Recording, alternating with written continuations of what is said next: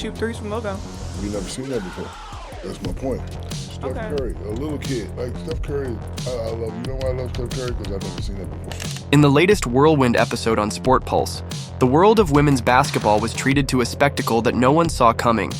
A live, unscripted roast session that exposed vulnerabilities, challenged egos, and delivered a brutal dose of reality.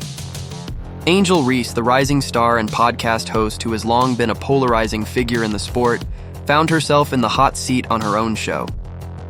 What was meant to be a platform to share personal stories and behind-the-scenes insights quickly spiraled into an episode that left even the most hardened basketball fans stunned. It all began when Reese invited a very special guest to her podcast, none other than WNBA legend Lisa Leslie. So when Lisa Leslie is on Angel Reese's podcast and gets asked anything you would want me to work on going into year 2, Lisa Leslie has a... Leslie, whose resume is filled with accolades and championship glory, had a reputation for being candid and fiercely honest. As the conversation meandered from the usual talk about pre-game rituals and locker room stories to the nitty-gritty of Reese's own game, it became clear that this episode was about to take a dramatic turn. A laundry list she's already written out. Your layups suck. Your layups suck. You can't finish. You can't finish. You can't. Lisa Leslie had a huge list. What followed was an unfiltered critique of Reese's on-court performance, particularly her layup technique, that would soon become the talk of the basketball community. When Angel Reese first set the stage for what she hoped would be a candid conversation about growth and improvement, she never imagined that her mentor, someone she had looked up to for years, would bluntly declare that her fundamentals were in serious need of work. With a steely gaze and no mincing of words, Lisa Leslie zeroed in on one of Reese's most glaring issues, her layups. "The biggest advice I have for you," Leslie said with unwavering confidence, "is to work on how you shoot your layups. Period." That statement, as simple as it might have sounded, hit like a freight train. For a player who had already experienced the pressures of high expectations and media scrutiny, hearing her own idol deliver such a harsh critique on live air was more than a shock. It was a reality check. I has a plan, and it is what it is, and you ended up Chicago, but I'm just telling you. Going into season... You were ready. Thank you. Going into my season 2, what's some advice that you would... Reese, who had been striving to build her own identity on and off the court, suddenly found herself being told that the very move that should be second nature was, in fact, a glaring weakness in her game. Leslie's critique wasn't just an offhand comment. It was accompanied by a detailed breakdown of statistics that left no room for misinterpretation. According to the legendary center, Reese's shooting percentages were far from ideal. In her rookie season, she managed a meager 39% from the field, a number that fell well short of what is expected from someone who plays so close to the basket. Even more damning was the revelation that Reese was struggling on shots taken from less than 5 feet from the rim. For a move that should be almost automatic in professional basketball, missing nearly half of those opportunities was simply unacceptable. For those who live and breathe the numbers behind the game, the details were as painful as they were precise. Leslie explained that while layups are considered the bread and butter of scoring, often the easiest points to come by, Reese's approach to them was fundamentally flawed. Out of 321 attempts recorded in key moments, only 136 were successfully converted. On the Unapologetically Clout-Chasing Caitlin Clark podcast. I think that's what it's called. Unapologetic Clout-Chasing of Caitlin Clark podcast, hosted by Angel Reese. This wasn't just a case of a cold streak or a temporary dip in performance. It was indicative of a deeper issue in Reese's overall game. With each missed layup, the criticism grew louder, both from on-air analysts and fans alike. The numbers, laid out with the precision of a seasoned statistician, underscored a harsh truth. If you can't consistently make layups in the easiest scoring situations, then it's time to re-examine your technique. And that's exactly what Lisa Leslie was urging Angel to do. By emphasizing that Reese needed to completely restructure her form. What this is about. And like, all of that's stupid to me. It's not true, it's all stupid. And also, now they may be mad when I say this, because it's funny. Leslie wasn't just being pedantic about a single move. She was highlighting a foundational flaw that could potentially derail Reese's entire career if left unaddressed. But layup woes were not the only subject that dominated the conversation. Throughout the episode, a recurring theme began to emerge, a shadow that seemed to follow Angel Reese wherever she went. That shadow was none other than Caitlin Clark, a player whose name has become synonymous with excellence in women's basketball. Even on her own turf, Reese could not escape comparisons to Clark.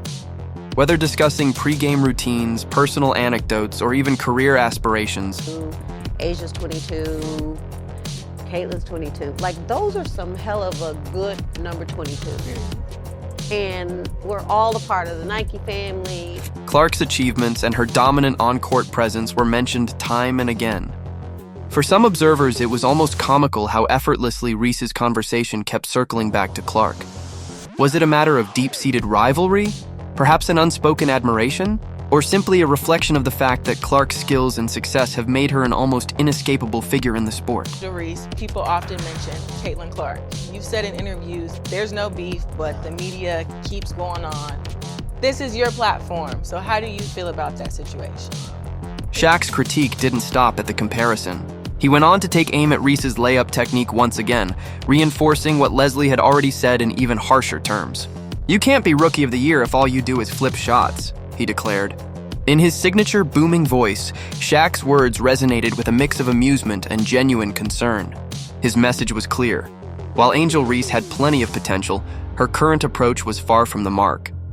The combination of technical deficiencies, as evidenced by her dismal shooting percentages, and the persistent need to compare herself to established stars like Clark, painted a picture of a young athlete still struggling to find her footing. No discussion on Sport Pulse would be complete without acknowledging the reaction from the online community. Almost as soon as the episode aired, social media exploded with commentary, memes, and pointed critiques. Fans, analysts, and even casual observers took to platforms like Twitter to express their astonishment at the level of candor displayed by both Leslie and O'Neal. One tweet in particular encapsulated the sentiment perfectly. That's how something can literally change your life. And knowing my 5 fingers and my other finger pointing at my hand could literally have changed my life for like forever is crazy. When your layup percentage is worse than a cat video's views, it's time to rethink your strategy. Such comments, while humorous in nature, underscored a broader consensus. Reese's performance was a long way off the mark, and the public was taking note. Adding fuel to the fire was a now infamous tweet by former Chicago Sky teammate Kennedy Carter. Known for his penchant for stirring the pot, Carter's tweet alluded to the importance of making layups as a marker of a player's skill. "The ability to consistently make layups puts you in a different tier," he tweeted, a message that was met with both laughter and a fair share of backlash.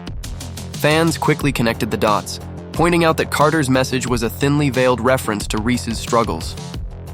The tweet, along with a graphic shared by a particularly vocal supporter showcasing Reese's underwhelming layup statistics, only served to amplify the criticism. Leslie appears on Angel Reese's podcast, Unapologetically Angel. She gives Angel some advice. Just a hint, it has to do with her layups. As the digital commentary piled up, it became evident that the episode was more than just a momentary lapse in self-confidence. It was a watershed moment for Angel Reese. With every missed layup and every pointed comparison to another star, the narrative was shifting.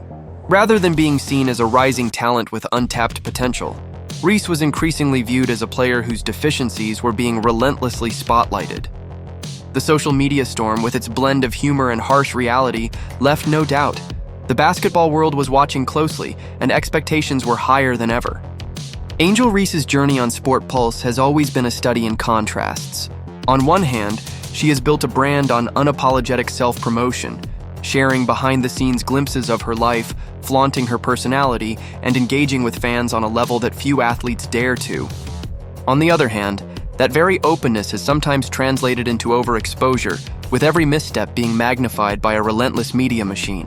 The episode with Lisa Leslie and Shaq brought that tension into sharp focus. For Reese, the allure of building her own platform and defining her narrative had always been intertwined with the risks of self-promotion. 2, I can't wait to work with you some more. The biggest advice I have for you is going to be how you shoot your layups, period. When you invite legendary figures into your space, you also open the door to their unfiltered opinions. In this instance, having a revered figure like Lisa Leslie dissect your technique live on your own show was a double-edged sword. It was an opportunity to gain invaluable insight from one of the greats, but it was also a moment where all the shortcomings that had been whispered about on social media were laid bare for the world to see. Reese's response to the critiques, as recorded on the episode, was a mix of determination and awkward defensiveness. In one memorable moment, she acknowledged the sting of the comments, saying that every time she hears that her form is awful or that her layup release is off, it feels like another blow to her confidence. Yet she also hinted at a desire to change, if only she could harness that criticism and turn it into fuel for improvement. Just a fact, she is, it's more than a fact, she is not good at layups. But I was looking at her stats, I jotted some down right here, and she shoots an abysmal. Whether that resolve will translate into tangible changes on the court remains to be seen. But the episode has certainly set the stage for what might be a turning point in her career. For those of us who appreciate the analytical side of basketball, the statistics shared during the episode are as revealing as the spoken words. Angel Reese's shooting percentages, particularly in the layup category, are nothing short of alarming. A field goal percentage hovering around 39% is well below the league average for a player who operates primarily in the paint.